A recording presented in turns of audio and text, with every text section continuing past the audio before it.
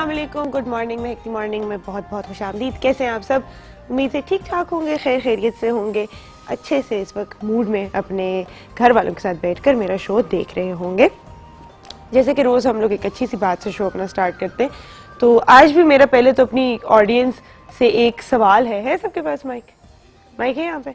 सवाल मेरा ये है कि हमारे यहाँ जो मुल्क में, सिर्फ यहाँ ही नहीं बल्कि बहुत सारे ममालिक में जो है ये चीज़ होती जा रही है कि अमीर जो है वो अमीर होता जा रहा है और जो गरीब है वो गरीब होता जा रहा है, और ये जो मिडिल क्लास है ये ऑलमोस्ट ख़त्म होगी। अगर आप बहुत ज़्यादा जो रिच मुस्लिम ममालिक है उसमें जाएं तो वहाँ पर तो जो एरियाज हैं वो डेजिग्नेटेड हैं, आपको कभी सड़क पे जो है कोई नहीं नज़र आएगा अमीर इंसान, और अगर आप उनके किसी एरिया में चले जाते हो तो वहाँ पे आपको सिर्फ वर्कर्स के तौर पर ही गरीब नज़र आते हैं। तो ये डिस्पैरिटी क्यों बढ़ रही है, क्यों ऐसा है? कोई जवाब दे सकते हैं? जल्दी से, आपके हाथ में माइक है, बता सकते हो?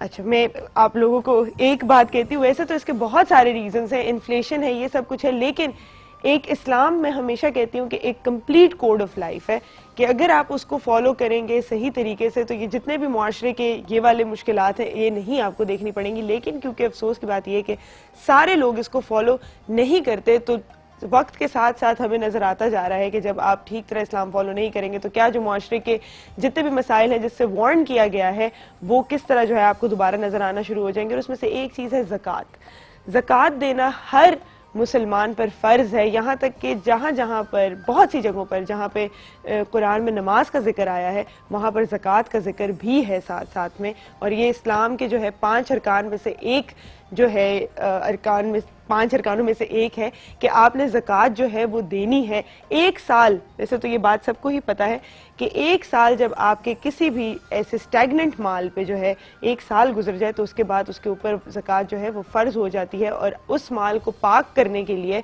आपने ज़कात देनी है। ज़कात के बहुत से फ़वायद हैं, हमने बहुत दफ़ा इसको पढ़ा है इस्लामियात की किताबों में भी, लेकिन अगर हम सिर्फ उसे रट्टा मार के पेपर के लिए ना पढ़ें, एक्चुअली उसको समझने की भी कोशिश करें तो हमें पता चलता है कि जब आप ज़कात देते हैं तो आपके जो मुआशरे में है दौलत वो रिवॉल्व करती रहती है, और वो सिर्फ एक ही इंसान के पास नहीं पड़ी रहती कि दूसरा जो है वो गरीब से गरीब होता जाए और अमीर से अमीर होता जाए। जहाँ पर नमाज जो है वो आपके ऊपर फ़र्ज़ है अल्लाह ताला के लिए, ये एक हकूक़ुल इबाद का फ़र्ज़ है कि आपने अपने गरीब रिश्तेदारों का, अपने ऐसे पड़ोसियों का जिनकी उतनी इस्तात नहीं है, या आप आते जाते उन लोगों को देखते हैं, आपके घर में डोमेस्टिक हेल्प होती है, इन सारे लोगों का भी ख्याल करना है। और अगर वो आपकी ज़िंदगी में किसी न किसी तरीके से आपके काम आते हैं तो आप उनकी थोड़ी सी माली मदद करके जो है वो उनकी भी ज़िंदगी बेहतर कर सकते हैं। और इतना कोई बड़ा पोर्शन नहीं है ज़कात का जो आपको देना पड़ता है, 2.5% जो है आपके उसमें से माल में से जो है आप पे फ़र्ज़ है कि आप उसको निकालें और अपना जो है माल जो है वो पाक करें। एक और इम्पॉर्टेंट बात मैं यहाँ पर करना चाहूँगी कि जिस तरह जब कुर्बानी की ईद आती है तो आप हर जगह देखेंगे कि कुर्बानी करें तो खाल आप इधर दें तो आप जो है यहाँ पर कुर्बानी करें, इसी तरह ज़कात की भी है, बहुत सारी स्कीम्स निकल आती हैं, बहुत सारी जगह जो है वो कहते हैं कि आप अपनी ज़कात यहाँ पर निकालें। लेकिन आपके ऊपर एक और चीज़ जो फ़र्ज़ है वो ये है कि आप ये ज़रूर देखें कि जहाँ पर आप पैसे दे रहे हैं, वैसे तो ये आप अल्लाह के लिए दे रहे हैं, खैरात कर रहे हैं, लेकिन जहाँ आप पैसे दे रहे हैं क्या वो वाकई ज़कात फ़ंड में जा रहा है या वो गरीब लोगों की मदद कर रहा है, या जो मकसद है ज़कात का वो पूरा हो रहा है कि नहीं। तो रमज़ान का महीना है, बहुत सारे लोग जो है रमज़ान में ही ज़कात देते हैं,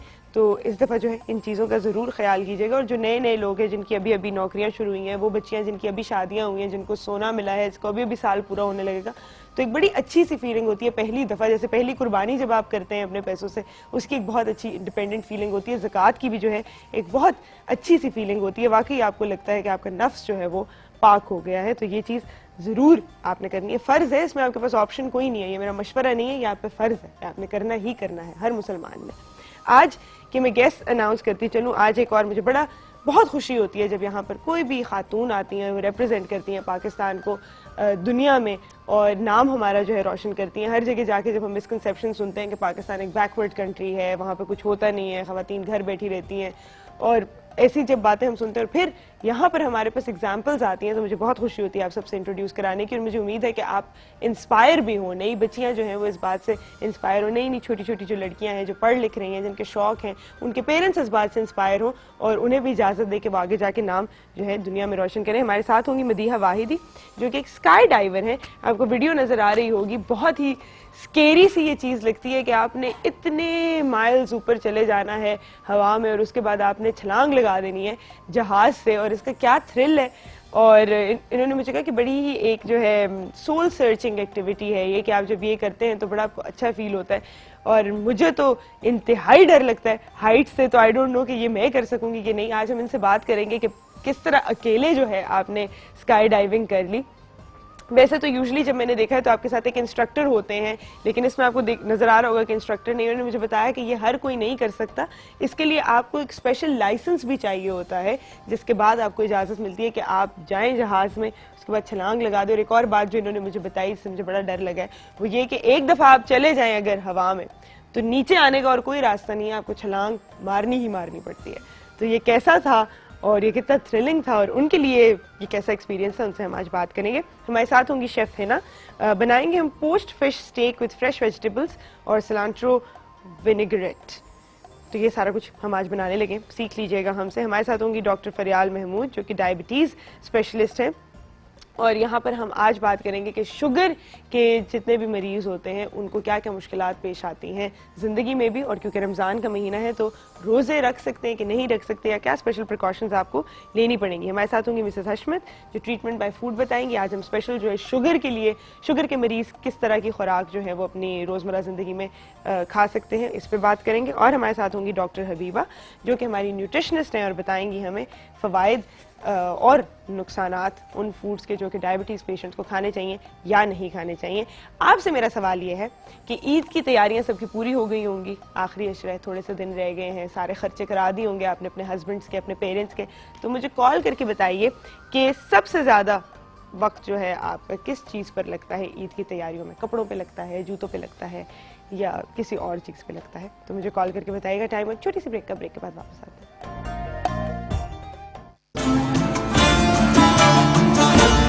इनके बॉईल करूंगी, उसके अंदर हल्का सा ये थाइम डालूंगी, हाफ टी स्पून। ये आप देख रही हैं ये इंग्लिश हर्ब्स हैं, ठीक है, इससे फ्लेवर भी आ जाएगा, फ्लेवर आ जाएगा। फिश के साथ भी बहुत अच्छा लगता है, इसका कॉम्प्लीमेंट होता है। थोड़ा सा सॉल्ट और ब्लैक पेपर ऐड करूंगी। ये मेरे पास ऑलिव ऑयल है, चूंकि डायबिटिक पेशेंट, तो हम बेसिकली इंस्टेड ऑफ मैरिनेटिंग हम पोच करें। हाँ, मैरिनेट इसलिए नहीं करेंगे फिर उसमें ऑयल का यूज ज्यादा होता है, तो हमने लेस ऑयल यूज करना है, इस वजह से हम इस पे जाएंगे। गार्लिक है मेरे पास, लेमन जूस है, टमाटोज हैं, ग्रीन चिलीज हैं, सिलेंट्रो, कोरिएंडर जिसको हम कहते हैं, हरा धनिया। ठीक है, ये इसलिए आपको बड़ा फैंसी सा नाम लग रहा था। ये मेरे पास कैरेट है, कैरेट आपको पता है अभी हमारे पास जो लोकल पाकिस्तानी वो तो नहीं, लेकिन चाइनीज अवेलेबल है, फ्री फ्रेश मार्केट में आ रही है। ये मैंने कट करके इसको बॉईल किया हुआ है। ये है ग्रीन बीन्स, ये बॉइल्ड वेजिटेबल्स हैं। इसको बहुत ज्यादा भी बॉईल नहीं करना, ये तो रॉ भी खाई जाती हैं, लेकिन ग्रीन बीन्स है, इसको आप हल्का सा बॉईल कर लें। और ये टमाटोज हैं, इसको भी मैं वेज कटिंग में करूंगी, फिंगर में। इसको हम क्या करेंगे, फिश को पोच करेंगे, उसके साथ साथ हम वेजिटेबल्स को गार्लिक और इसके साथ ऑलिव ऑयल के साथ सौते करेंगे, सॉल्ट एंड पेपर के साथ। और उसके साथ साथ हम जब ड्रेसिंग बनाएंगे तो हम ड्रेसिंग में garlic, lemon juice, tomatoes, green chillies और सिलेंट्रो ये ऐड करेंगे। तो मैं बिस्मिल्लाह करती हूँ काम की। ठीक, सबसे पहले हम नमक, हल्का सा नमक जरूर ऐड करेंगे।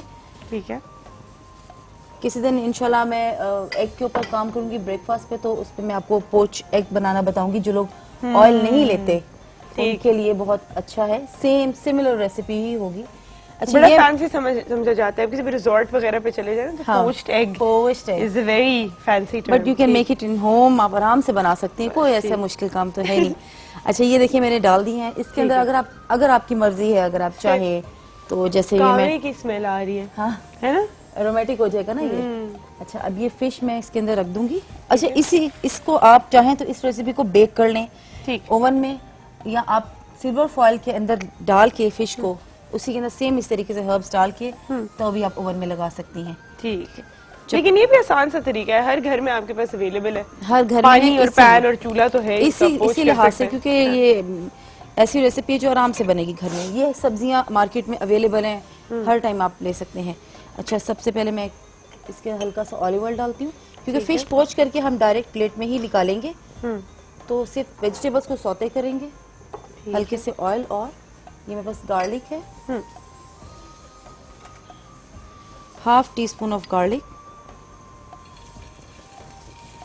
ठीक है। अच्छा, इसको कितनी देर हमें फिश को हमने रखना है कम से कम 8 से 10 मिनट के लिए पोचिंग करनी है। देखें अच्छा, हल्की आंच पे इसको पकाना हाँ, होता है। सिमरिंग होती रहे ना। अभी आपके सामने मेरा पानी बॉयल हो रहा था जब मैंने इसको फिश को पोचिंग के लिए डाला है। और ये आपको पता है कितनी डेलिकेट सी है, मीट फौरन से रेज़ा रेज़ा हो जाती हाँ, है। फौरन बन जाती है। तो ये करते करते ही आपके सामने इंशाल्लाह ये रेडी हो जाएगी। ठीक है, आपको देखिएगा। हमारे साथ एक कॉलर है। अस्सलाम वालेकुम जरीना। वालेकुम अस्सलाम। मैडम कैसी हैं आप? मैं बिल्कुल ठीक हूँ जी, आप कैसी हैं? अल्लाह का शुक्र, दुआएं। मैडम हम आपका शो भी बहुत अच्छा मजे से देखते हैं माशाल्लाह से, और अल्लाह आपको बहुत ज्यादा तरक्की दे, खुशियां दे। और आपको एक शेर भी डेडिकेट करना चाहती हूँ। खुदा करे कि तेरी मुस्कान यूं कायम रहे, खुदा करे कि तेरी मुस्कान यूं कायम रहे, जैसे गुल में खुशबू दायम रहे, आमीन।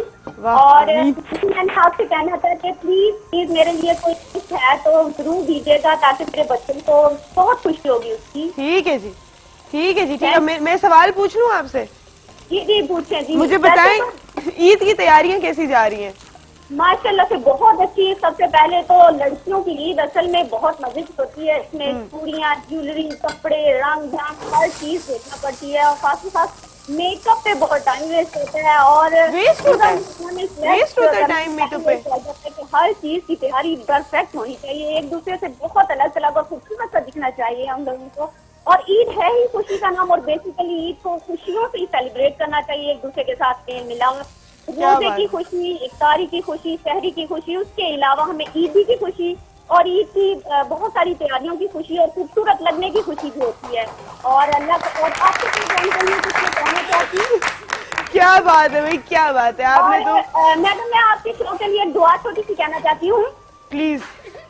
या रब ये दुनिया इतनी हसी कर दे, गोया फलक को जबी कर दे, खास इस कदर हंसी कर दे कि प्यार की इसमें नमी भर दे, और रिश्तों पे वो यकीन कर दे जो अपनों की कमी भर दे, आमीन। आमीन। क्या बात है भाई, शुक्रिया। अल्लाह करे आपको, अल्लाह आपके टीवी चैनल को, आपको सबको बहुत तरक्की दे, खुशियां दे, और इसी तरह हंसी मुस्कुराती रहें, और हम मजे से आपके प्रोग्राम देखते रहें। क्या बात है। आपको एडवांस में ईद मुबारक। और मैडम प्लीज मुझे गिफ्ट जरूर दीजिएगा, ताकि गिफ्ट आपको जरूर मिलेगा जी, गिफ्ट आपको जरूर मिलेगा। Thank you so much for calling है। इनको मैं थोड़ी देर, अगर मैं आपको और रहने देती ना, मैंने उधर जाके ना कॉल पकड़ लेनी थी, मैं कॉल पे हो जाती, आप इधर आ जाते होस्ट करने के लिए। क्या बात है। लेकिन आपने इतनी खूबसूरत और इतनी प्यारी प्यारी बातें की और इतनी अच्छी दुआएं दी हैं। आमीन सुमामी। गिफ्ट जैसे कि हमारा वादा था, रमजान अभी जारी है, तो रमजान में हमारे जितने कॉलर्स हैं उनको हम गिफ्ट जरूर देंगे, जितनी हमारी ऑडियंस है उन्हें हम गिफ्ट जरूर देंगे। लेकिन मेरे कॉलर तो बड़े मजे मजे की बातें करते हैं, ऑडियंस तो चुप करके बैठी होती है। अच्छा, देखिए जरा, कोई मशवरा नहीं देती मुझे, इसमें ये डाल दे, वो डाल दे। मैं घर पे अब जैसे हम पकाते हैं फिश, जब हम पकाते हैं ना हंडिया में, तो वो बिल्कुल जब हिला रहे होते हैं तो बिल्कुल वो खुल जाती है, यानी कि वो। आप बनाती हो खाना? हाँ, फिश खुल जाती कितने साल की हो? मैं 14 साल की हूँ। और अब खाना बनाती हो? मामा के साथ थोड़ी हेल्प करवाती हूँ मुझे। बड़ी बात है भाई, कहाँ अच्छा, शौक तो होना चाहिए ना शौक शुरू है से। मुझे बहुत ज्यादा कुकिंग का। अच्छा, क्या बात है। फिश इसलिए आपकी खुल जाती है, आप उसको बहुत ज्यादा चम्मच चलाती हैं। इतना देखो, इतना डेलिकेट है आपके सामने। अभी मैंने थोड़ा सा हिलाया, ये एक स्टेक 1/2 हो गया बीच में से, ठीक है। इसको आपने बार बार नीचे चम्मच नहीं चलाना, मारना नहीं। अगर करना भी तो हल्का सा करो। अगर आप सालन बना रही हैं ग्रेवी वाला, तो फिश को आप डाल के बस उसको दम पे दे दें, रख के, ठीक है। उसको सारे चम्मच नहीं मसाले चलाना। बना के सबसे एंड में फिश डालिए। फिश लास्ट पे डालो, और फिर उसके बाद उसको आप दम पे रख दो, उसमें खुद ब खुद बन जाएगी, क्योंकि उसमें गलना तो है नहीं है, डेलिकेट फिश है, उसको आपको टाइम तो देना नहीं ना, उसमें पानी का आपने इस्तेमाल करना है। लेकिन जब आपकी ग्रेवी प्रॉपर रेडी हो जाए तब आपने उसके अंदर ऐड करना है, ठीक है। ठीक है, तो मेरे लिए लेके भी आनी है अभी फिश अच्छा, बना के, ठीक है। सुंदर सी साथ साथ हम इसकी ड्रेसिंग बना लेते हैं। ठीक है। अच्छा, इसके लिए डायबिटिक हमने डाला पेशेंट के है लिए ऑयल। इसके लिए मैं आपको बताती हूँ, मैंने पहले गार्लिक डाला था, पहले मैंने सबसे पहले ऑलिव ऑयल डाला, एक्स्ट्रा वर्जिन ऑलिव ऑयल। उसको भी ज्यादा हमें कुक नहीं करना होता ना, हाँ, बिल्कुल। वो जल जाए तो उल्टा नुकसानदेह उल्टा नुकसानदेह हो जाता है। उसके अंदर मैंने गार्लिक डाला, जैसे ही गार्लिक सौते हो गया, थोड़ा सा लिटिल ब्राउन हो गया, मैंने जो फ्रेश वेजिटेबल्स थी वो डाल दी। इसके अंदर आपके पास ऑप्शन है, मशरूम्स भी डाल सकते हैं, लेकिन आपको डायबिटिक के लिहाज से फिर पेशेंट्स को देख के वेजिटेबल्स इस्तेमाल करनी है। कैन वाली वो यूज नहीं कर सकते, तो मशरूम्स अगर फ्रेश मिले तब डालें, कैन यूज मत करें। मशरूम्स डायबिटिक मत इस्तेमाल नहीं करें। करते, ठीक है। अच्छा, उसके साथ मैंने ये ग्रीन बीन्स, कैरेट जो मैंने बॉईल की हुई थी और टमाटोस डाल के ये कुक हो गए। सॉल्ट, ब्लैक पेपर और ये ऑरिगेनो और थाइम डाला ठीक है है, फ्लेवर के फ्लेवर के लिए। अब ये डन हो चुका है, इसको हम बेशक बंद कर दें। उसके साथ साथ ये जो ड्रेसिंग बनानी है ये है सिलेंट्रो, कोरिएंडर जिसको आप कहती हैं। ये थोड़ी सी मैक्सिकन स्टाइल में आ जाएगी क्योंकि बिल्कुल फीका खाना भी ना हो। और मैक्सिको के लोग आपको पता है कि ये ग्रीन चिलीज, कोरिएंडर का बहुत उनके यूज तो करते टाकोस हैं। और burritos टाकोस, जो burritos, होते हैं ना। हाँ, बहुत यूज करते हैं। अब तो अच्छा, हम डायबिटिक यहाँ के पे लिए ना आपको कभी बुरीटो बनाना हाँ, सिखाएंगे। बहुत इजी है, ठीक बहुत वो इजी है। मैं तो एक दफा घर में बना रही थी और मेरी अम्मी मुझे देख के कहती क्या गंद बना रही हो आप, क्योंकि उसके अंदर आप लाल लोबिया भी डालते हैं, चावल भी हाँ, डालते चावल हैं, चिकन भी डालते हैं, कीमा भी Ingredients बहुत डालते ज्यादा ना हैं उसका। और उसको रोटी में रैप कर लेते हैं।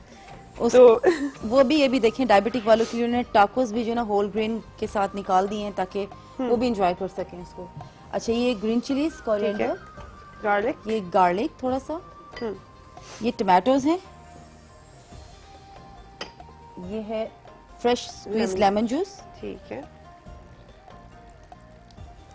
2 टेबलस्पून था, डाल दी मैंने सारे। ठीक और है, ये है मेरे पास ऑलिव ऑयल। ठीक है। अच्छा, पोचिंग में एक और मेरे दिमाग में बात आ रही थी कि इसमें स्मेल तो नहीं रह जाती फिश की? आप देखिएगा, अब ये तो रमजान शरीफ है, इंशाल्लाह रमजान के बाद सूंघ के अगर मैं देख आपको लूंगी। पोचिंग का बताऊंगी, बिल्कुल नहीं रहेगी क्योंकि मैंने क्योंकि इसमें अंडे थाइम का डाला भी है। मैं ये सोच रही थी कि अंडे की भी जो है वो स्मेल ना रह जाए क्योंकि आप उसको पानी के अंदर डाल रहे हैं। नहीं नहीं, बिल्कुल नहीं रहती, बिल्कुल भी नहीं। उसके अंदर भी हम जी विनेगर जी, का आप फिर नहीं आती स्मेल। नहीं आती? हाँ, नहीं फिर नहीं आती। अच्छा। थोड़ा सा विनेगर आप डाल दें, बिल्कुल भी नहीं आएगी। अच्छा, ये इसके अंदर मैं थोड़ा सा सॉल्ट ऐड करूंगी ठीक है, और ब्लैक पेपर हल्का सा। और ये देखिए, आपके घर में सब चीजें अवेलेबल है, कोई मुश्किल चीज नहीं है। सब चीजें हैं जो आप आराम से नई कोई रेसिपी बना के एंजॉय कर सकते हैं। अच्छा, ये जो फिश स्टेक है इसी को आप चिकन में भी कन्वर्ट कर लें, चिकन के साथ बना लें, उसको आप हल्का सा ग्रिल भी कर सकते ग्रिल हैं। कर लें लास्ट पे बिल्कुल। अगर हम चाहें तो हम इसको भी पोचिंग के बाद ½ टीस्पून ऑयल के साथ कलर दे सकते हैं ताकि जरा खूबसूरत और लगे। हाँ, क्योंकि अभी ये बिल्कुल ब्लैंड सी होगी बिल्कुल ना। ब्लैंड हो गई है, तो हम ऐसे भी कर लेंगे पोचिंग के बाद। अब ये देखें, ऑलमोस्ट ये पक चुकी है। ऑलमोस्ट रेडी है। ठीक, जहाँ से वो वाइट नहीं है वहाँ से हमें हाँ, पता ये चल रहा है ना कि बस वो ये पकनी है। अच्छा, जब तक ये हो जाएगा हम ऐसा करते हैं कि इसको थोड़ा कलर देने के लिए हम पैन रख लेते हैं, इसमें 1 टेबलस्पून ऑयल डालेंगे ठीक है। और साथ ही हम इसको फिश को थोड़ा सा कलर दे देंगे। अच्छा, हम ये वेजिटेबल्स इसी हम के- निकाल देते हैं साइड पे। ठीक है, जबरदस्त। हमारा टाइम हुआ है एक छोटी सी ब्रेक का। ब्रेक पे जाने से पहले मैं आपको फिर बताती चलूँ, हमारे पास आज है एक खास मेहमान जो करती हैं स्काई डाइविंग। और सिर्फ वीडियो देख के अगर इतना डर लगा है तो एक्चुअली उनके साथ क्या एक्सपीरियंस हुआ, कैसा था, आई कांट वेट। तो छोटी सी ब्रेक लीजिए, वापस आते हैं और फिर बात करते हैं हम अपनी अगली मेहमान से।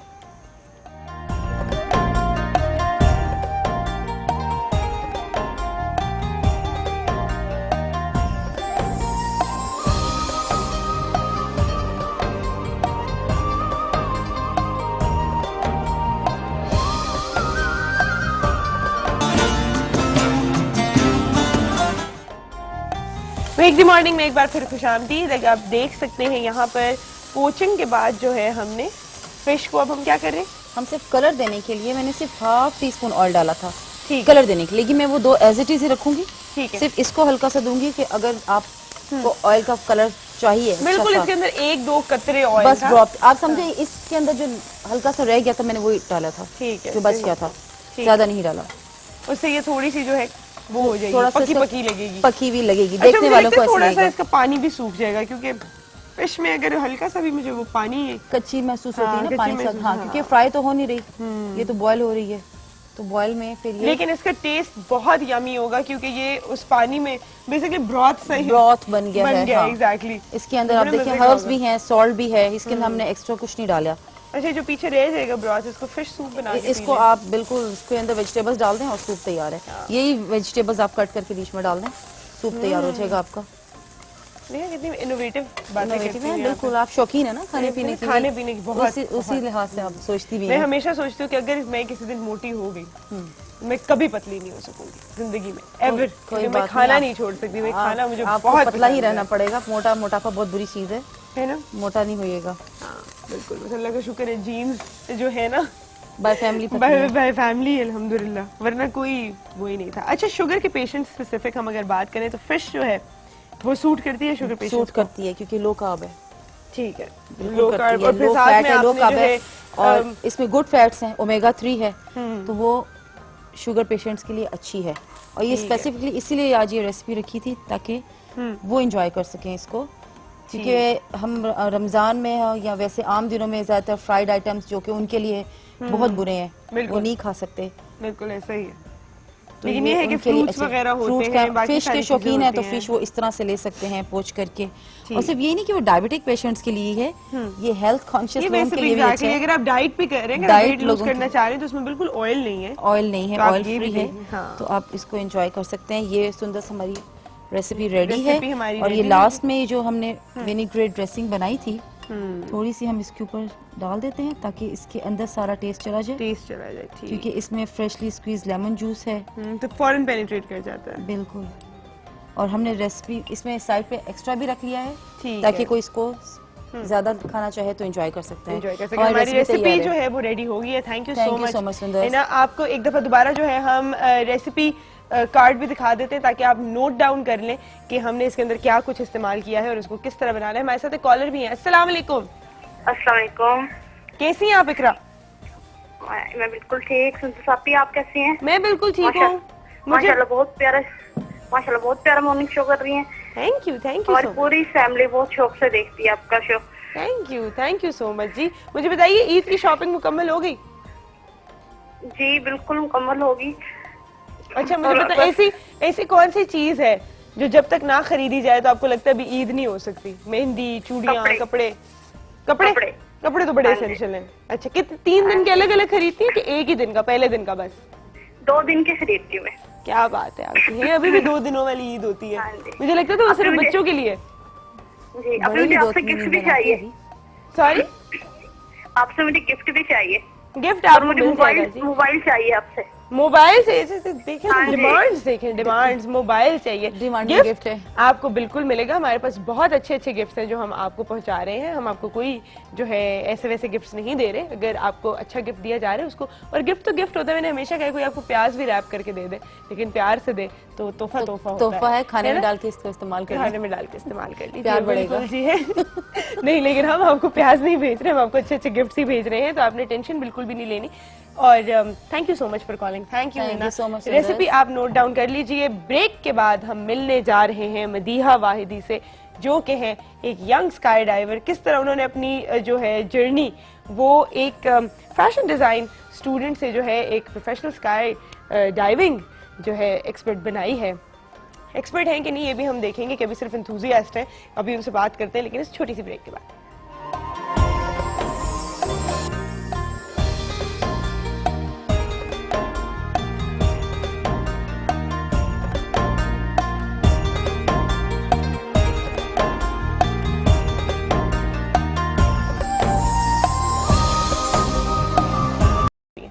कहाँ से ये शौक पैदा हुआ कि नहीं मैंने ये नहीं करना, मैंने जाके जहाज से छलांग मारनी?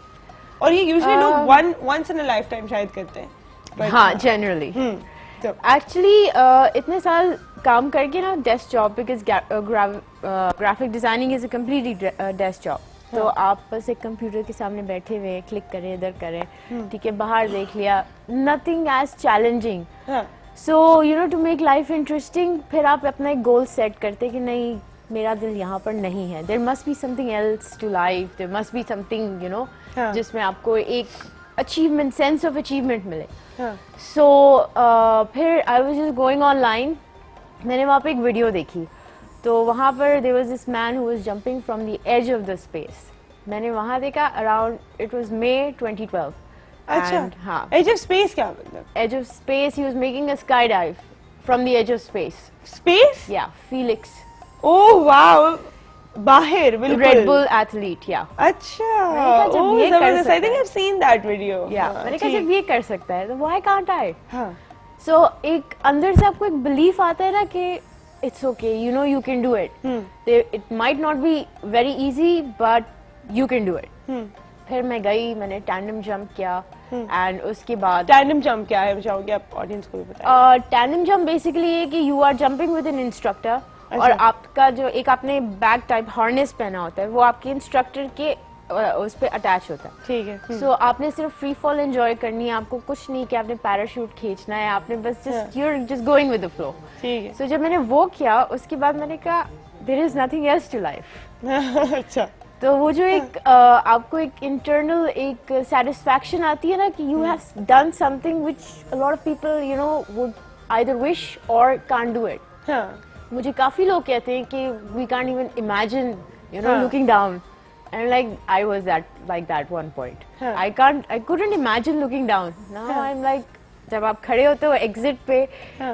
बड़ी सी स्माइल होती है, you just want to jump. एक एड्रेनलिन रश होता Yes. होगा उस वक्त। अच्छा, तो जबरदस्त। तो उसके बाद फ्री फॉल से जब आप इंस्ट्रक्टर के साथ किया, वो तो I think everybody can do. हाँ, the उसमें तो tandem कोई everybody special- can do. हाँ, वो तो सब कर सकते हैं, लेकिन ये अकेले जंप करना, ये क्या प्रोसेस था?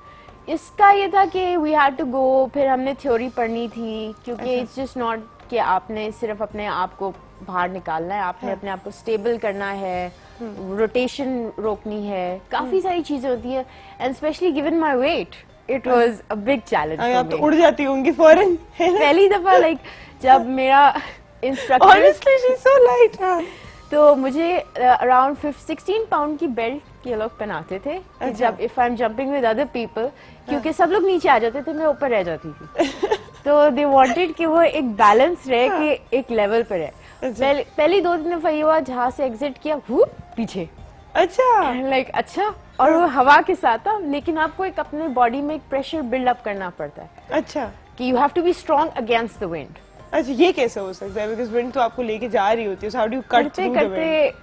करते आ नहीं, जमीन पे कैसे प्रैक्टिस? बिकॉज़ ऑब्वियसली प्रैक्टिस जमीन पे, हाँ. and then you go into the air. अच्छा, जमीन पे वो आपको एक तो थ्योरी बहुत पढ़ाते हैं, ठीक है, and you have to continuously revise it, क्योंकि आपको थ्योरी में basically it's not just about free falling, it's about real game starts when your parachute opens. अच्छा। क्योंकि फ्री फॉल में तो it's all good, you are having fun, parachute खोला, parachute में मैल functions हो जाती हैं, काफी कुछ जनरली होता नहीं है, ठीक। Very rare. नहीं, लेकिन I would like to warn everyone कि हो सकती है। हाँ। एनीथिंग कैन हैपन, ठीक है, लेकिन उसके बाद फिर आपको याद रखना पड़ता है कि आपने कौन सा टर्न करना है। and अच्छा, एक सेकंड, पैराशूट बस एक ही होता है या आपके पास नहीं, बैकअप you है? have reserve parachute as well. Two हाँ, पैराशूट। two obviously. ठीक है, और two दोनों parachute. उसी तरह से खुल जाते हैं easily? नहीं। अच्छा। एक तो वो है ना pilot कि shoot, आपने- that's a normal shoot. If it doesn't work, just cut, pull, and अच्छा, your ये reserve will कट dip. पुल कुछ हाँ. और भी है?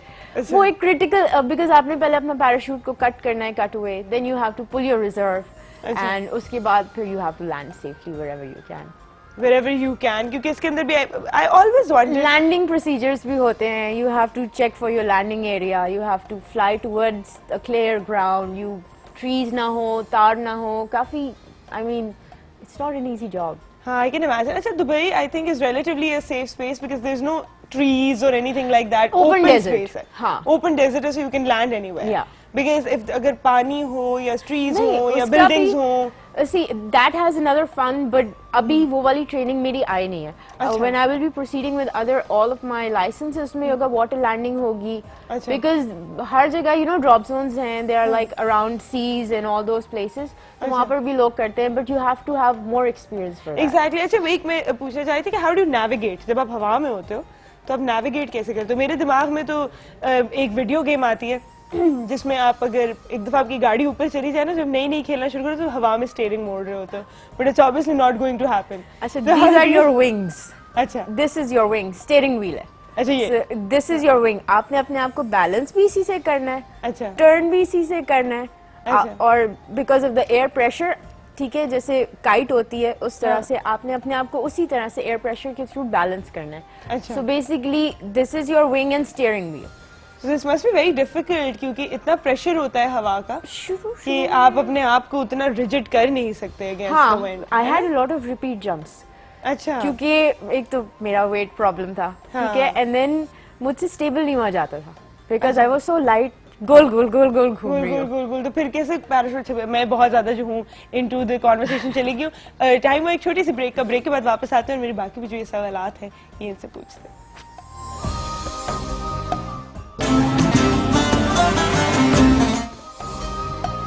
वीकली मॉर्निंग में एक बार फिर खुशामदीद। हमें यहाँ पे ज्वाइन किया है डॉक्टर फरियाल महमूद ने, जो कि डायबिटीज स्पेशलिस्ट हैं और एंडोक्रिनोलॉजिस्ट भी हैं। अस्सलाम वालेकुम। Is the same thing? हाँ जी, It's the same thing. No, it's endocrinology covers also hormones and thyroid and short people, you know. अच्छा ओके। Endocrinology में और बहुत सारी चीजें आती हैं। अच्छा ठीक है, ठीक है। I would like because I don't know, मैंने जब ये पहली दफा पढ़ा था तो I always have an idea of what any term means, but this was something I did not have an idea of. So मेरी भी आज जो है नॉलेज में इजाफा होने लगा है। कैसी हैं आप? मैं ठीक हूँ। Welcome to our show. Thank you very much. पहली दफा मेरे शो पे आई हैं, so I will try to make you as comfortable as I can, और हम आपसे जितनी नॉलेज ले सकते हैं हम आज कोशिश करेंगे ये ले लें। हम लोग यहाँ पर बात कर रहे थे बहुत ही एड्रेनलिन रश वाली एक्टिविटी की, तो आई थिंक एक रेलेवेंट क्वेश्चन जो यहाँ पे बनता है कि मैं पहले तो आपसे पूछूंगी कि ये सिर्फ जो है हेल्दी पेशेंट्स ही, ऑब्वियसली हेल्दी पेशेंट्स कह रही हूँ, हेल्दी लोग ही कर सकते हैं, है ना? आपकी ओवरऑल हेल्थ अच्छी होनी चाहिए। Basically you should be normal in everything, heart problem नहीं होना चाहिए, and if there is something so you have to tell. अच्छा, क्योंकि ऊपर जाके फिर हवा का प्रेशर अक्सर ये होता है कि if you are having like, अक्सर मेरे दांत में दर्द हो जाता था क्योंकि वहाँ पे मैं खाना नहीं खाती थी। I would have chocolates for energy, खाना खाया तो फिर मैं सो जाती थी। अच्छा, तो चॉकलेट खाने के बाद दांत में दर्द हुआ तो इफ अगर वो परसिस्ट करे तो they will advise you not to go, because वो फिर आपकी कोई और मसला ना हो जाए। सर में दर्द हो, अवॉइड स्काई डाइविंग। अच्छा, जुकाम हो, नाक बंद हो, अवॉइड इट। तो इस तरह से छोटी छोटी चीजें you have to take care of yourself. अच्छा, also because I don't know about sky diving, but I know कि डीप सी डाइविंग में दे टेल यू कि हार्ट प्रॉब्लम है, आपको साइनस का प्रॉब्लम है, you can't do all you these. Can't do, No, आप you नहीं can't. कर सकते हो इन एवरीथिंग। ठीक, शुगर पेशेंट्स के लिए आई वुड से इस तरह की जो एड्रेनलिन रिच एक्टिविटीज होती हैं, is it okay for them to go into it? Depends what kind of diabetes you are looking at. आप किस किस्म की डायबिटीज देख रहे हैं? हाँ, पहली बात, आप रमजान की बात तो नहीं कर रहे ना, जनरली पूछ नहीं, मैं जनरली आपसे पूछ रही हूँ अभी। हाँ, तो उसमें ये है कि अगर आप टाइप 2 डायबिटिक हैं जो कि अडल्ट्स के अंदर होती है, और टाइप 1 डायबिटिक हैं जो बच्चों में होती है, जो टोटली इंसुलिन डिपेंडेंट होती है, उसमें फिर हमारी कुछ गाइडलाइंस हैं कि आप एक्टिविटी अगर करना चाहते हैं, हम डायबिटिक्स पूरी दुनिया में मैराथन भी कर रहे हैं, बिल्कुल एग्जैक्टली। ठीक है, तो उससे पहले आप ब्लड शुगर चेक करें, एक स्नैक लें, दरमियान में बीच में अगर कर सकें तो करें, और उसके बाद भी फिर उसका होता ही है कि उससे पहले टाइम में भी इंसुलिन का डोज रिड्यूस करें और बाद के टाइम में भी इंसुलिन का डोज रिड्यूस करें if you are insulin dependent. अच्छा, if you are not insulin dependent then it's quite safe, but you must discuss with your consulting physician, because you may be on some kind of medication which may lower your blood sugar during the physical activity. Does adrenaline and insulin have something to do with each other? Insulin Definitely, production? जब insulin कम होती है तो adrenaline बढ़ जाता है। अच्छा, ठीक ठीक है। सही। So that's why, क्योंकि sugar That's जो why, है, तो उससे जब आप, लेकिन उसके साथ साथ जब आप एक्सरसाइज के अंदर इन्वॉल्व होते हैं तो आपके ब्लड शुगर लो होने के चांसेस होते हैं। ठीक सही, ठीक है, तो इसलिए ये कहते हैं कि जी आप एक्सरसाइज, फॉर एग्जांपल आप 30 मिनट्स की रन के लिए जा रहे हैं, तो उससे पहले आपकी इंसुलिन, उससे पहले वाले टाइम में आपकी इंसुलिन रिड्यूस होनी चाहिए, आपको एक स्नैक जरूर लेना चाहिए, और उसके बाद वाले टाइम में भी आप ब्लड शुगर चेक करें और देखेंगे अगर वो हाइपो की तरफ लो ब्लड शुगर है तो उस टाइम फिर आप ब्लड उसको इंसुलिन को जो नाइट टाइम की है उसको रिड्यूस करें, उसको रिड्यूस करें। क्योंकि आई वाज थिंकिंग कि जिस तरह हमने बात की कि इस तरह के जो इवेंट्स होते हैं sponsored by energy drinks usually, and energy drinks have a very high content of sugar, जिसका बेसिकली पर्पस यही होता है कि आपका एड्रेनलिन जो है वो बढ़ा दे। तो इट डजंट मेक सेंस कि शुगर पेशेंट भी जो है, एनर्जी ड्रिंक्स की जहाँ पर बात हो रही है तो वो तो it's a no for sugar patients, is it? Definitely कोई भी जो है वो किसी के लिए भी they are not good actually, उनमें इस किस्म की मेडिसिन होती हैं व्हिच अफेक्ट्स हार्ट एक्चुअली।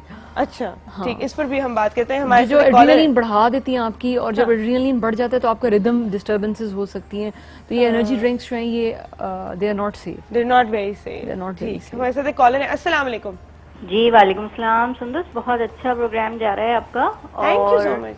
पहले मैं आपके सवाल का जवाब दूंगी, फिर मैं डॉक्टर साहब से भी अपने हस्बैंड के लिए क्वेश्चन करना चाहूंगी। जी जी जी। आपके सवाल का जवाब ये है कि सबसे ज्यादा जो टाइम लगता है ना मुझे, वो ज़कात शॉपिंग में लगता है। एक्चुअली वो 2 साल से ऐसा हो रहा है, क्योंकि उससे पहले अक्सर ऐसा होता था कि मैं कहीं से भी जाती थी और मतलब कपड़े या राशन जो भी देना होता था वो ला के रख लेती थी, और अक्सर ऐसा होता था कि बिल्कुल एंड में कुछ लोग आते थे एक्सपेक्टेशंस लेके, और उस तक मेरा बजट खत्म हो चुका होता था, मुझे बड़ा अफसोस होता था। अब 2 साल से मैंने ये शुरू किया है कि मैं काफी पहले से खूब ढूंढती ढांढती हूँ ताकि उसी बजट में 4 फर्ज करें लोगों को मैं केटर करती थी, तो मैं 8 लोगों को उनके ड्रेसेस वगैरह प्रोवाइड कर सकूं, तो मैं ढूंढती हूँ कि कहाँ पे सस्ता और अच्छा मिल जाता है। बहुत इसी तरह राशन के लिए मैं देखती हूँ कि कहाँ पे घी पे सब्सिडी मिली हुई है, कहाँ चीनी पे है, कहाँ चावल कौन से स्टोर पे। तो मैं अब मुझे सबसे ज्यादा टाइम इस चीज में कलेक्ट करने में लगता है, तकरीबन मुझे 1 महीना लग जाता है इस सर्च में कि कितनी अच्छी बात है। लेकिन ये मतलब ये सबके लिए जो है ये सीखने वाली बात है। आज मैंने शुरू में भी ये बात की थी, तो नहीं, इसका अजर तो आपको अल्लाह ताला देंगे।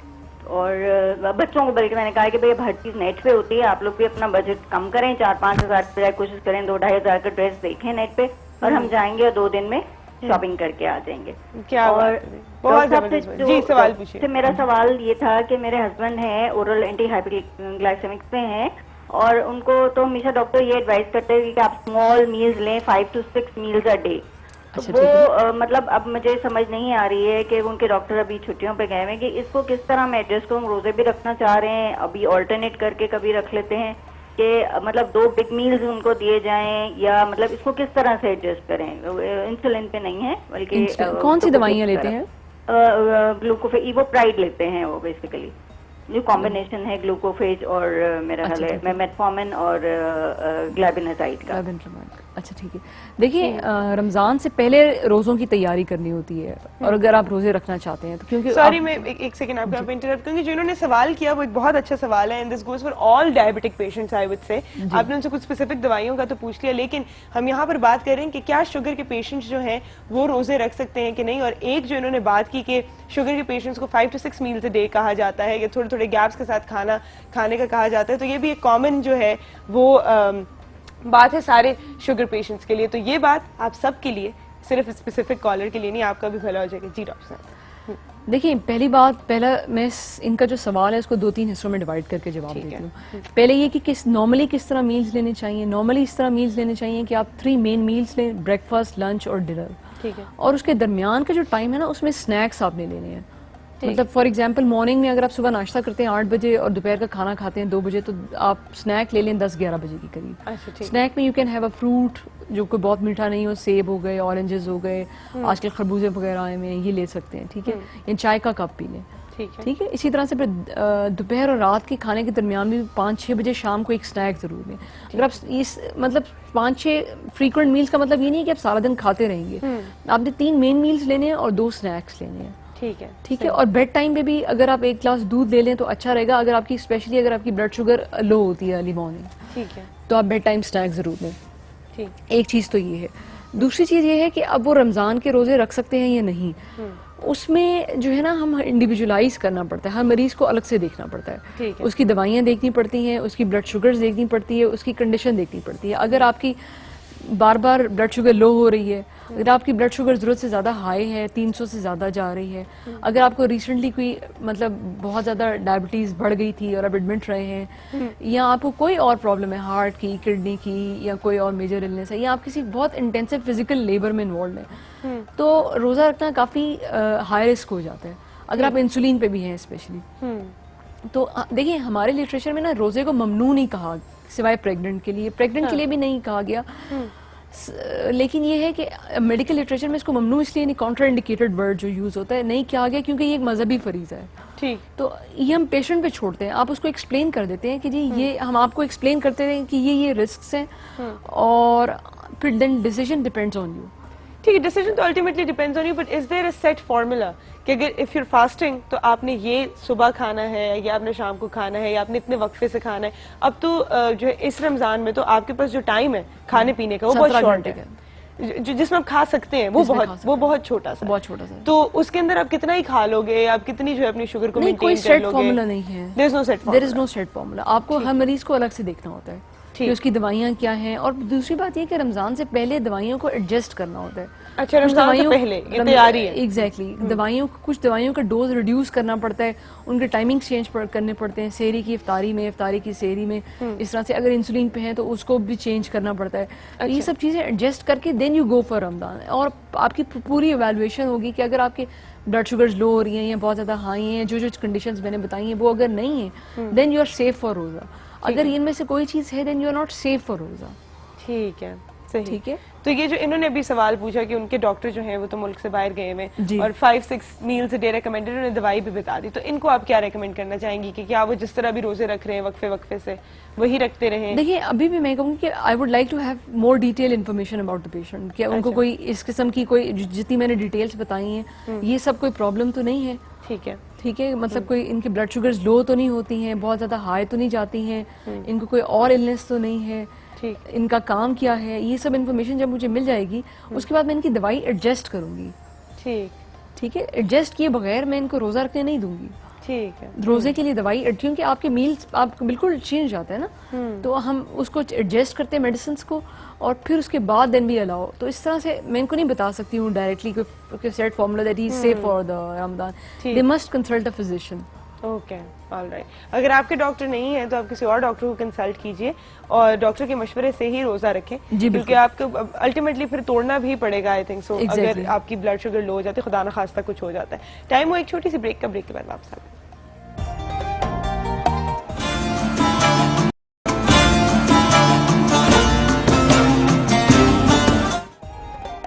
महकती मॉर्निंग में एक बार फिर खुशामदीद। हमें यहाँ पर ज्वाइन किया है बहुत ही अरसे बाद बड़ी खूबसूरत सी मिसेस हशमत ने। अस्सलाम वालेकुम, कैसी हैं? वालेकुम सलाम, आप कैसी हैं? मैं बिल्कुल ठीक ठाक। मैं आपसे पूछूंगी आपके रोजे कैसे जा रहे हैं। मैं इंट्रोड्यूस करा दूं डॉक्टर हबीबा को भी, जो कि हमारी न्यूट्रिशनिस्ट है। कैसी हैं आप? अल्लाह का शुक्र। ठीक ठाक। आज हमारा बड़ा जबरदस्त सा पैनल है यहाँ पे और हम बहुत इंपॉर्टेंट बात कर रहे हैं, क्योंकि हमारी पॉपुलेशन का एक बहुत बड़ा चंक है जो इस चीज़ से सफ़र करते हैं, क्योंकि ये हेरिडिटरी है। तो आपको हमेशा जो है कॉशियस होना चाहिए कि आपकी जीन्स में कहीं आपको भी जो है ये वाली बीमारी आ ना गई हो। तो सवाल जो है मैं बड़ा इंपॉर्टेंट एक पूछना चाहूँगी यहाँ पे। जिस तरह आपने अभी बताया कि आपको रिसेंटली एक पेशेंट आई थी जिनके टांगों में दर्द था जी। और जब आपने उन्हें कहा कि आप अपना टेस्ट करवाएं तो पता चला कि शुगर है। तो ये कितने साल की थी? 27 इयर्स। 27 इयर्स। अच्छी उसको पता भी नहीं था कि मुझे शुगर है। तो इसके क्या सिम्टम्स क्या हैं कि आपको पता चल जाए कि अगर आपकी फैमिली में है शुगर, तो पहले तो आई थिंक सबको वैसे कॉशियस होना चाहिए। लेकिन आजकल तो ये कहते हैं कि अबव 45 एक टेस्ट होता है, ओरल ग्लूकोज टॉलरेंस टेस्ट। अच्छा। जिसमें मतलब it's a relatively modified form of, एक तो आप सिंपल ब्लड शुगर करते हैं ना, वो आपको सुबह बुला के एक दफा ब्लड शुगर करते हैं, फिर थोड़ा सा पानी पिलाते हैं शुगर वाला और उसके 2 घंटे के बाद करते हैं। तो 45 इयर्स की एज के बाद सबको करवाना चाहिए वो। अच्छा, ठीक है। इट्स रिकमेंडेड नाउ, ठीक है। क्योंकि diabetes is become so common. दूसरी चीज ये है कि डायबिटीज जो बड़ों की डायबिटीज है, मैंने आपको पहले ही बताया 2 तरह की डायबिटीज है ना, एक टाइप 1 है और एक टाइप 2 है।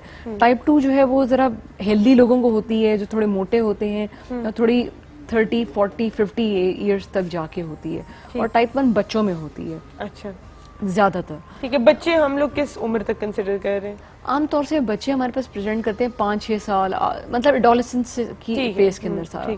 लेकिन बाज़ औक़ात मतलब अनफॉर्चुनेटली कुछ बच्चों को पैदा होते साथ भी डायबिटीज होती है। हाँ बिल्कुल।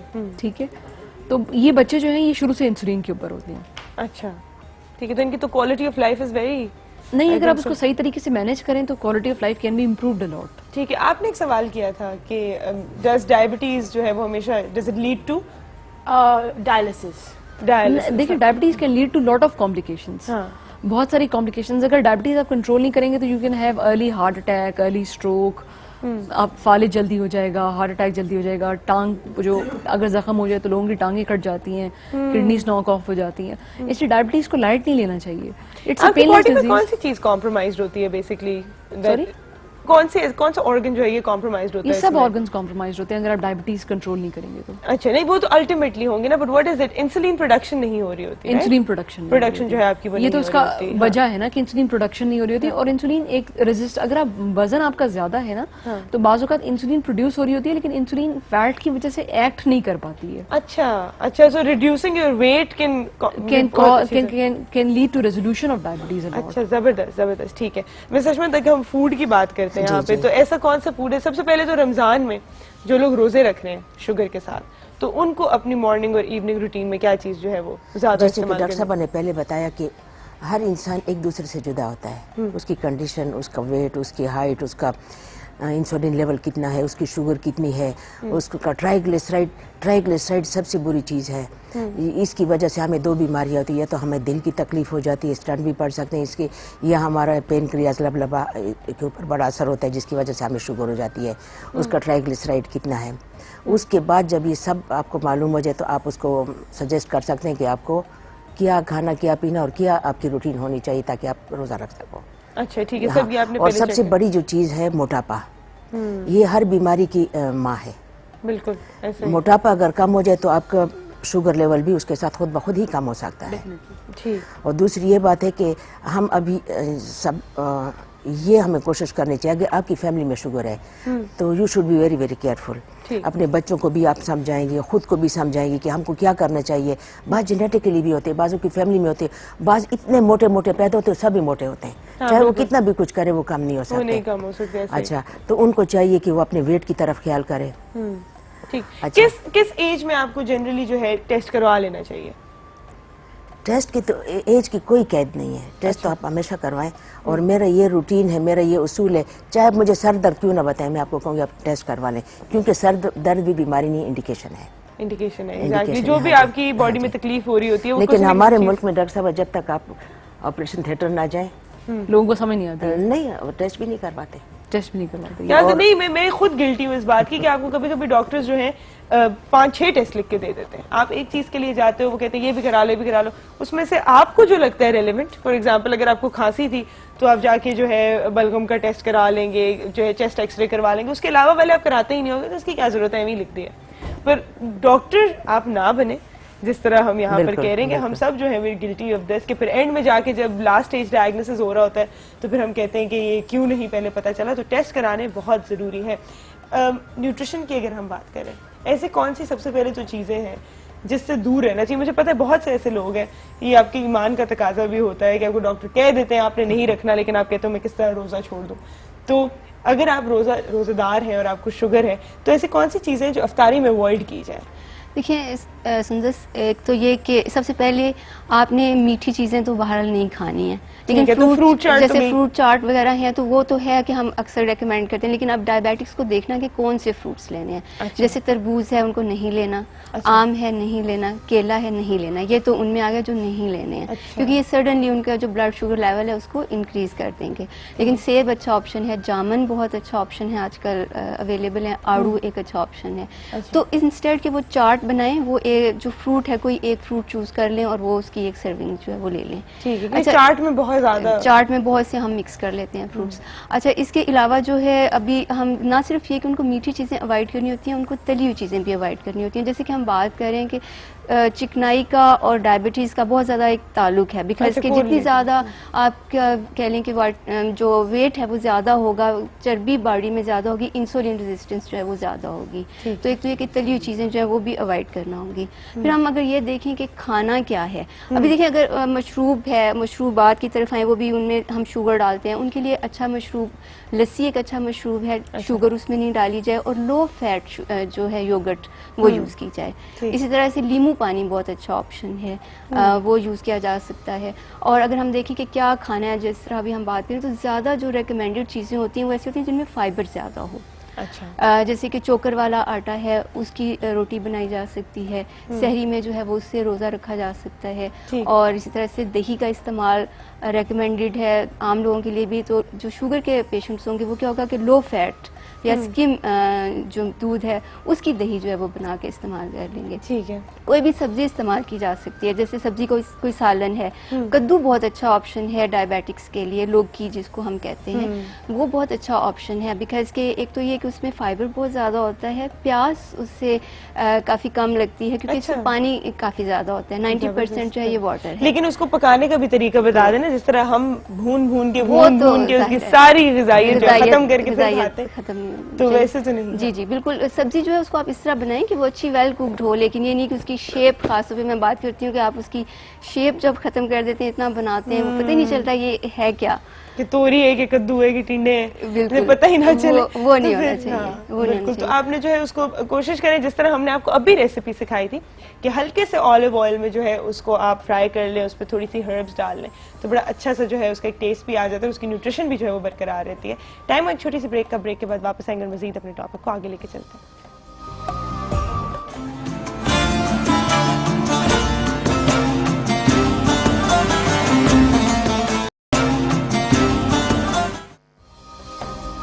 मेहदी मॉर्निंग में एक बार फिर खुश आमदीद। यहाँ पे एक बहुत इंपॉर्टेंट टॉपिक डिस्कस हो रहा है, तो जितने आप पॉइंट्स ले सकते हैं, जितने वो समझिए, लिख लीजिए, नोट कर लीजिए। अभी एक सवाल जो मैं आपसे पूछने जा रही हूँ, जिसमें मुझे लगता है सबके पेन निकल आएंगे, और मैं हमेशा रेकमेंड करती हूँ कि अब तो आपके पास सबके पास फ़ोन में रिकॉर्डर है, तो उससे रिकॉर्ड कर लिया करें कि किस तरह शुगर को कंट्रोल किया जा सकता है खुराक के ज़रिए। चंद एक चीज़ें हैं। सबसे पहले जौ, जिसमें फाइबर भी ज़्यादा होता है, ठीक है, ये शुगर और ब्लड प्रेशर दोनों के लिए बहुत बेहतरीन ग़िज़ा है। ठीक, क्योंकि शुगर में और ब्लड प्रेशर में दोनों में हमारा खून थिक हो जाता है, जिसके लिए हम कहते हैं डॉक्टर से पूछ के आप रोज़ा रखें ताकि आपको स्ट्रोक ना हो जाए। ज़रूरी नहीं कि ब्लड प्रेशर पे स्ट्रोक हो, शुगर में भी हो जाते, ब्लड थिक हो जाता है। प्याज, ट्राइग्लिसराइड बढ़ जाते हैं, उसको पतला करने के लिए, उसको कम करने के लिए, उसको ख़त्म करने के लिए आप अगर सुबह निहार में 2 बड़े चम्मच प्याज का पानी पी लें। अच्छा, प्याज का पानी, तो क्रश करके प्याज को उसी वक्त आप प्याज को कूट लें। बाज़ लोग ब्लेंडर में ब्लेंड कर लेते, वो लई सी बन जाती है, वो नहीं पिया जाता, तो उसको छान के आप पी लें। ये 1-2 दिन आपको मुश्किल लगेगा, लेकिन इसके फ़ायदे बहुत ज़्यादा हैं। आपके वेल्व्स तक खुल जाते हैं इससे। अच्छा, इनलार्ज हार्ट का भी यही इलाज है प्याज के ज़रिए, मेडिकल इसका कोई ट्रीटमेंट नहीं है। अच्छा, दूसरा ये है कि दालचीनी, ये हमारे इंसुलिन लेवल को कंट्रोल करती है। मेथी दाना, अगर कभी कभी इंसान ने कहीं चला जाए और बदपरहेजी करने की इरादे से भी चला जाए, तो आप मेथी दाना पीस कर आधा चम्मच खाना शुरू करने से पहले आप अगर ले लें तो इंसुलिन का काम करती है। अच्छा, तो वो थोड़ा सा सबसाइड हो जाता है आपकी जो बदपरहेजी है। वैसे करनी नहीं चाहिए, हाँ, वैसे नहीं करनी चाहिए, हाँ जी। बिल्कुल, लेकिन हो जाती है। और फिर जौ की रोटी, हम्म, यहाँ पर रिवाज नहीं है जौ की रोटी का, तो अगर नहीं है तो आप थोड़ा सा आधा जौ का आधा गंदम का आटा लेके उसको मिक्स करके उसकी रोटी बनाया करें, ठीक है, क्योंकि गंदम भी मीठी होती है। वो बड़ी हेल्दी चीज़ है, फाइबर भी मिल जाता है। शुगर के मरीज को कॉन्स्टिपेशन हो जाती है, भिंडी बेहतरीन चीज़ है। अच्छा, ठीक, अगर एक और हर्ब है, उसको कहते हैं इंग्लिश में रेनेट वेजिटेबल, और उर्दू में उसको कहते हैं पनीर डोडा, फारसी में उसको कहते हैं हयात दाना। ये इतनी ज़रूरी चीज़ है, मैं हर ज़बान में इसका नाम इसलिए लेती हूँ ताकि हमारे व्यूअर्स सुने, उनको फ़ायदा हो। ठीक, ये हमारे पेनक्रियाज को रिपेयर करती है। हयात दाना ज़िंदगी देने वाला दाना, ये ब्लड प्रेशर और शुगर में, इवन कॉन्स्टिपेशन में, डाइजेशन में, ये मैजिक है, बहुत ज़बरदस्त चीज़ है। अच्छा, ज़बरदस्त, ये इस्तेमाल करना चाहिए। और भिंडी कैसे इस्तेमाल करेंगी? 2 आप कच्ची भिंडियाँ ले लें, ऊपर नीचे से काट लें, बीच में चीरा लगा के 1 गिलास पानी में भिगो लें। सुबह नहार में आप 7 दाने पनीर डोडा के साथ निगल लें, क्योंकि शुगर के मरीज को कॉन्स्टिपेशन होती है। एक तो कॉन्स्टिपेशन दूर हो जाती है, और दूसरा ये कि आपका लेवल कंट्रोल हो जाता है, इससे वेट भी कम हो जाता है। एक और चीज़ है जो बहुत, उसको भी मैजिक प्लांट कहा जाता है, उसको कहते हैं एलोवेरा। ठीक, सही, वो अपनी खुराक में शामिल रखें, मूली अपनी खुराक में शामिल रखें। ये वो खाने हैं कि आपको इतनी हेल्प करते जितनी आपकी दवाइयाँ हेल्प करती हैं, लेकिन डॉक्टर से मिलना ज़रूरी है। ठीक, अच्छा, इसमें कॉन्स्टिपेशन का बड़ा मसला होता है शुगर में। आजकल आड़ू का मौसम है, आप आड़ू जितनी मर्जी खा लें। इंजीर एक मीठा फल है जो शुगर के मरीज को अलाउड है। ठीक, अब लेटेस्ट रिसर्च में ये आया है कि आप 100 ग्राम्स तक आप आम ले सकते हैं। ठीक, अच्छा, और आम के पत्ते शुगर का इलाज है। आम के खुश्क पत्ते जो गिर जाएं, उसको आप पीस लें, 1 चम्मच सुबह, 1 चम्मच शाम आप फाँक लें। ये अच्छा, शुगर का इलाज है। अल्लाह ताला की कुदरत देखें, क्या बात है, बिल्कुल। अच्छा, फिर शुगर की वजह से मसूड़े ख़राब हो जाते हैं। आम के दरख्त की छाल से आप मिसवाक करें। अच्छा, कितने कुदरत के ख़जाने हैं जो हमें पता नहीं है। बिल्कुल। अच्छा, यहाँ लोग कहते करेला लो, जामुन लो, ये चीज़ें ठीक है, हाँ। लेकिन ये वक्ती फ़ायदा देते हैं आपको। अच्छा, आप ज़रूर लें, लेकिन ये वक्ती फ़ायदा है। लोग करेलों के वो जूस पी लेते हैं, जामुन की वो घुटनियाँ, ये सब ठीक है, इसमें कोई बुराई नहीं है, लेकिन ये टेम्परेरी है। अगर आप चाहते हैं कि आपको परमानेंट रिलीफ हो, अच्छा, धनिया, सब्ज़ धनिया, आप उसको ब्लेंड कर लें, 1 गिलास पी लें, ना तो पाँव में जलन होगी, ना आपको फाइबर भी इससे मिलता है, कॉन्स्टिपेशन होगी, और शुगर लेवल भी कंट्रोल रहता है। कितनी ज़बरदस्त चीज़ें हैं। और बड़ी बात है कि वॉक करें, आपने बर्न करना है उसको। अच्छा, walking is very important. Physical activity जो है साथ में आपने बिल्कुल कॉन्स्टेंटली रखनी है। हमारे ऑडियंस में एक सवाल था जी। ये डॉक्टर साहब से मैंने पूछना था कि अम्मी को मेरी को शुगर है और उनकी टांगों में दर्द होती है बहुत ज़्यादा, और रात को सोते भी नहीं है, और अबू मेरे को भी शुगर है, उनका मसला ये कि पाँव में जलन होती है बहुत ज़्यादा। देखिए ये दोनों जिनकी जलन होती है उनकी, इसको हम कहते हैं डायबिटिक न्यूरोपैथी, कि डायबिटीज़ आपकी नर्व्स जो आपकी रगें हैं उनको अफेक्ट कर रही है। अच्छा। तो उसमें अब आपके लिए हमारे पास दवाइयाँ हैं जिससे वो बेहतर हो जाती है। अच्छा ठीक है। और पाँव में दूसरा जलन हो रही है, पाँव में जलन हो रही है। दूसरा ये कि पाँव में दर्द होती है। जी, टांगों में दर्द होती है। दूसरा ये कि ब्लड शुगर जब कंट्रोल करेंगे तो खुद ही जलन वगैरह भी कम हो जाएगी। और दो जलन के चीज़ें साथ वो कहते हैं कब्ज होती है, कब्ज के साथ कहते हैं बहुत ज़्यादा तकलीफ होती है।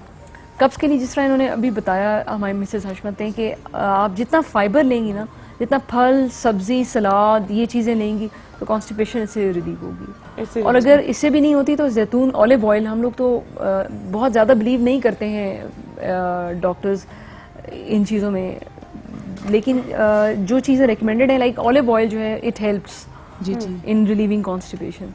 तो ऑलिव ऑयल दीजिए, अगर 1 चम्मच रोज़ का पी लिया करें अगर बहुत ज़्यादा कॉन्स्टिपेशन रहती है तो। ठीक है। तो मैं इसी चीज़ का हल अगर आप थ्रू न्यूट्रिशन भी बता दीजिए। उन्होंने कहा कि टांगों में दर्द शुरू होगी और शुगर है और पाँव में जलन होती है। देखिए सबसे बेस्ट तो यही है, डेफिनेटली ज़रूरी है कि शुगर जो है उसको कंट्रोल किया जाए, क्योंकि जैसे अगर आप डायबिटीज़ जो उसको अगर आप कंट्रोल नहीं करते हैं तो ये आपकी तमाम ऑर्गन्स जो हैं और जो नर्व्स हैं उनको ये इफेक्ट करती है और फिर कॉम्प्लिकेशंस जो हैं वो बढ़ती चली जाती हैं। तो सबसे इम्पॉर्टेंट तो ये है। बाकी तो ये है कि आपको टेम्परेरी रिलीफ मिलेगा। अभी जैसे अगर दर्द है तो उसका अगर हम देखेंगे तो ये किया जा सकता है कि स्किम मिल्क, जैसे मैंने कहा कि डायबिटिक्स जो उनको रेगुलर मिल्क नहीं लेना, स्किम मिल्क लेना है, उसमें थोड़ा सा वो हल्दी डाल के उसका इस्तेमाल जो है वो किया जा सकता है। वो पेन को जो है वो उससे जो है वो सबसाइड हो जाएगा। तो इस तरह की चीज़ें इस्तेमाल की जा सकती हैं। लेकिन सबसे इम्पॉर्टेंट बात जो है वो यही है कि आप जो है, इसका मतलब है कि जो आपकी डायबिटीज़ है वो वेल मैनेज्ड नहीं है और उसको जो है वो आप कंट्रोल करें। पानी का इस्तेमाल जो है वो ज़्यादा करें, पानी बहुत ज़्यादा पिएँ। उसमें यह है कि जब यूरिनेशन आपको ज़्यादा होगी तो क्या होता है कि जो शुगर है वो भी आपकी बॉडी, क्योंकि जो डायबिटिक्स है उनकी यूरिन में शुगर जो है वो होती है, तो शुगर जो है वो इस तरह से भी जिस्म से निकलती है। और जैसे मिसेस हशमत ने कहा कि वॉक इट्स वेरी इंपॉर्टेंट, क्योंकि अगर हम देखें डायबिटीज़ को मैनेज करने के तो 3 हम उसको कर सकते हैं हिस्सों में। एक उसकी डाइट को के जरिए हम कंट्रोल करेंगे, इन्हीं तीनों पे हमने काम करना है, और मेडिसिन एक हिस्सा है और एक एक्सरसाइज। तो एक्सरसाइज जो है वो बहुत इंपॉर्टेंट है, बिकॉज कि जब हम एक्सरसाइज करते हैं उसमें क्या होता है कि जो हमारी एक्सेसिव शुगर होती है बॉडी में वो क्या होता है कि वो यूटिलाइज हो जाती है और शुगर लेवल जो है वो नॉर्मल रहता है। ठीक है, ज़बरदस्त। मैं सच में पाँव की जलन और दर्द इसमें मैं एक बात भूल गई थी। शुगर में हमें हल्दी ज़रूर लेनी चाहिए, वो लुब्रिन का काम करती है, क्योंकि शुगर में भी खून गाढ़ा हो जाता है, इंसुलिन लेवल भी कंट्रोल रहता है। और जिनको शुगर हो या ना हो फैमिली में 2 ग्राम सूंठ, अदरक जब खुश्क हो जाए उसको सूंठ कहते हैं, सुबह नहर में रात सोते वक्त ज़रूर लें। ये भी इंसुलिन लेवल को कंट्रोल करती है और हमें कॉन्स्टिपेशन से भी बचाती है। ये अदरक मैदे का बेहतरीन दोस्त है, लेकिन यहाँ लोग कहते हैं गर्म है, कोई गर्म और ठंडा नहीं होता। अच्छा। और पाँव की जलन के लिए 1 मुट्ठी हरा धनिया 1 गिलास पानी में ब्लेंड करके पी लिया जाए। जब जलन खत्म हो जाए, इससे हमारा मसाना भी साफ हो जाता है, ब्लडर भी साफ हो जाता है, यूरिनेशन भी होती है, स्ट्रॉन्ग सोर्स है विटामिन सी का, और शुगर के लिए भी बहुत बेहतरीन है। पाँव की जलन भी खत्म हो जाती है। ठीक है, ज़बरदस्त। एक तो उन्होंने बता दिया कि 1 मुट्ठी हरा धनिया उसको जो है आपने मिक्स करना है पानी में और वो पी लिया जाए। कितनी दफ़ा दिन में? 1 दफ़ा। 1 दफ़ा।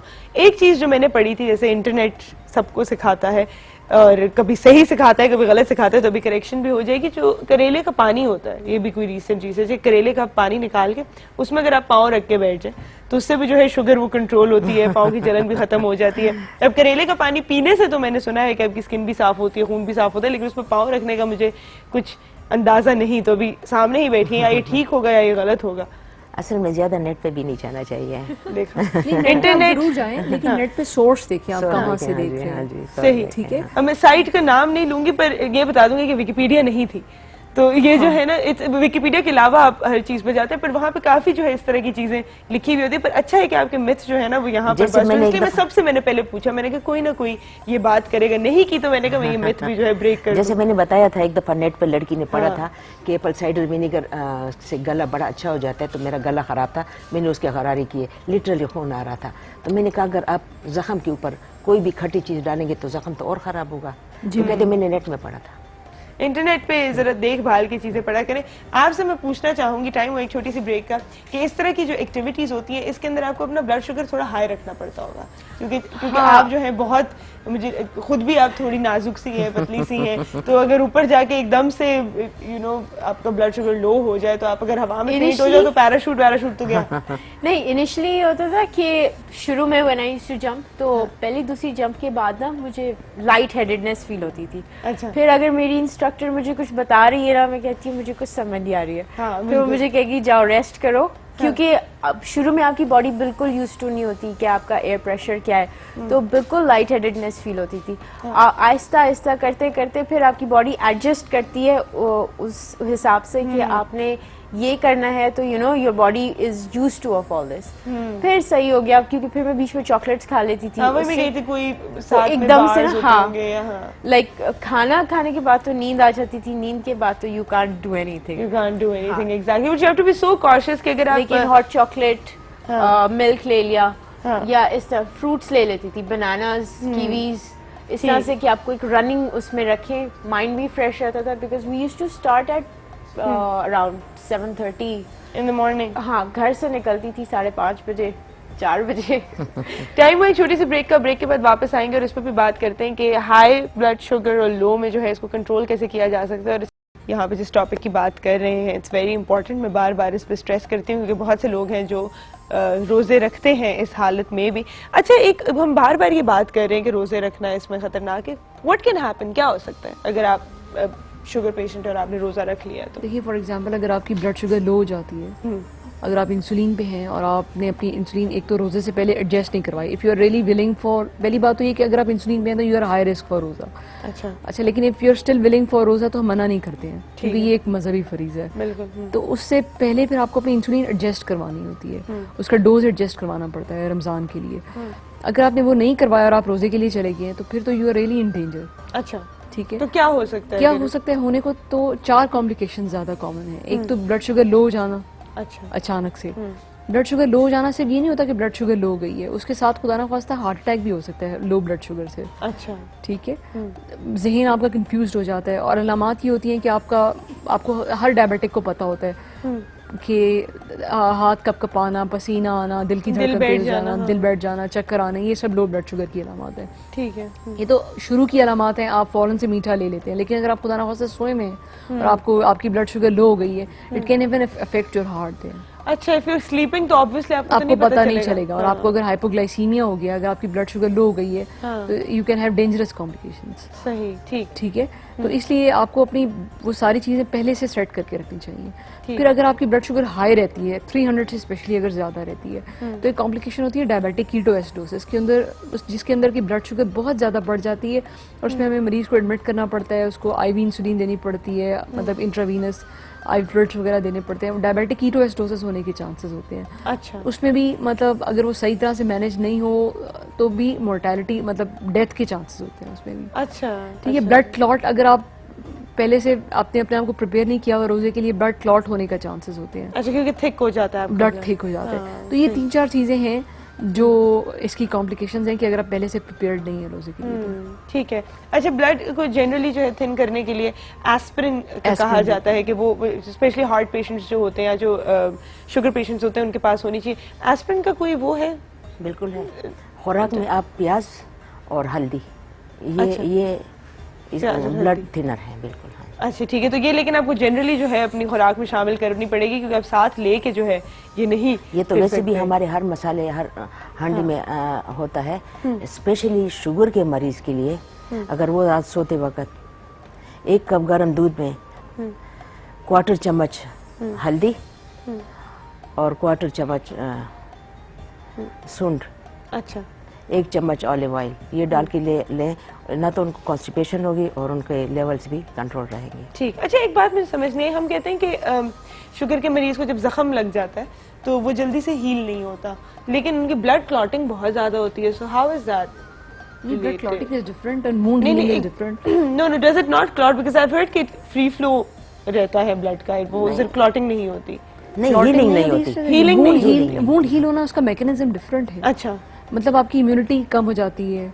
हाँ, मतलब आपकी रेजिस्टेंस कम हो जाती है डायबिटीज में, इसलिए आपके वुंड्स हील नहीं करते, आपकी सर्कुलेशन प्रॉपर नहीं रहती, मतलब अगर पैर की या उंगलियों की टिप्स तक आपकी ब्लड वेसल्स थिक होना शुरू हो जाती हैं, अच्छा, तो आपकी सर्कुलेशन प्रॉपर नहीं रहती, आपकी नर्व्स वीक हो जाती हैं। ये 2-3 वजूहात हैं जिसकी वजह से इनके वुंड्स हील नहीं होते, स्पेशली अगर पैरों पे हो जाए ना उंगलियों के टिप्स के ऊपर हो जाए तो वो मुश्किल हो जाता है, बिकॉज जो है वो फ्री सर्कुलेशन नहीं होती। ठीक है, अच्छा ऐसा कुछ फल जो आजकल हैं जो आप रेकमेंड करना चाहेंगी कि शुगर पेशेंट्स जो हैं उन्हें शामिल करें? देखिए हम क्योंकि अवॉइडेंस तो बहुत बताते हैं, लेकिन अगर हम कुछ रेकमेंड भी करें, सेब खा सकते हैं, जामुन का इस्तेमाल हो सकता है, आड़ू का इस्तेमाल हो सकता है, और स्पेशली अभी जो लेटेस्ट रिसर्च है कंट्रोल के पॉइंट ऑफ व्यू से अगर हम देखते हैं तो आंवला जो है डायबिटिक्स के लिए बहुत ज़्यादा अच्छा है। आंवला जो है उसका इस्तेमाल किया जा सकता है, आंवले का पाउडर भी बनाया जा सकता है, और वो 1 टीस्पून जो है वो रोज़ाना ले लें पानी के साथ, या वैसे भी खा सकते हैं। तो आंवला जो है इसके बारे में भी जो लेटेस्ट रिसर्च है कि इसके इतने ज़्यादा बेनिफिट्स हैं कि लाइक मेडिसिन है, तो उसका इस्तेमाल जो है वो बहुत ज़्यादा रेकमेंड उसका इस्तेमाल हो सकता है। ठीक है, असल में खुदा की खुदाई में सबसे स्ट्रॉन्ग सोर्स है आंवला, यहाँ तक कि ग्लाइकोमा का भी इलाज है। आंवला तो जरूर इस्तेमाल कर, अभी मौसम भी आ रहा है और आजकल मौसम है इंजीर का, ये जितना भी शुगर का मरीज खा ले, कॉन्स्टिपेशन भी न रही और शुगर के लिए भी है, इंजीर का मीठा ठीक है। इंजीर का मीठा ठीक है। टाइम हमारा जो है वो बिल्कुल खत्म होता जा रहा है। थैंक यू सो मच, आप लोग मेरे शो पे आए, thank you, you must have inspired lot of people today. तो मैं चाहूंगी कि अगर आप भी जाते हैं और आप ऐसी कोई भी डेयरिंग एक्टिविटी करते हैं, प्लीज घर में मत कीजिएगा। इंस्ट्रक्शन लिए उन्होंने, बहुत पैसे खर्च किए हैं इसके ऊपर, उसके बाद जाके सब कुछ किया है, तो ये सब कुछ जो है एक प्रोफेशनल के साथ होना चाहिए। अकेले जो है इतना इंस्पायर ना हो गया आप छत से जाके जो है छलांग मार दे, तो ऐसी कोई बात नहीं है। We talk about professionals over here. Thank you so much, आप यहाँ पर आए। आई होप कि हमने जो है शुगर के जो पेशेंट्स है या जो शुगर के पेशेंट्स का ख्याल रख रहे हैं, इतनी प्यारी सी बेगम की हमें कॉल आई थी जो बड़ी वरिड थी, पेरेंट्स होते हैं उनको कोई ना कोई फायदा जो हमारी टिप से पहुंचाओ। तो टाइम हमारे शो का यहाँ पर खत्म होता है, आपसे मुलाकात होगी इंशाल्लाह कल। तब तक के लिए अल्लाह हाफ़िज़। अल्लाह ताला आप सबको अपने हिफ्ज़-ओ-अमान में रखे। महकती मॉर्निंग में के हर पल जिंदगी।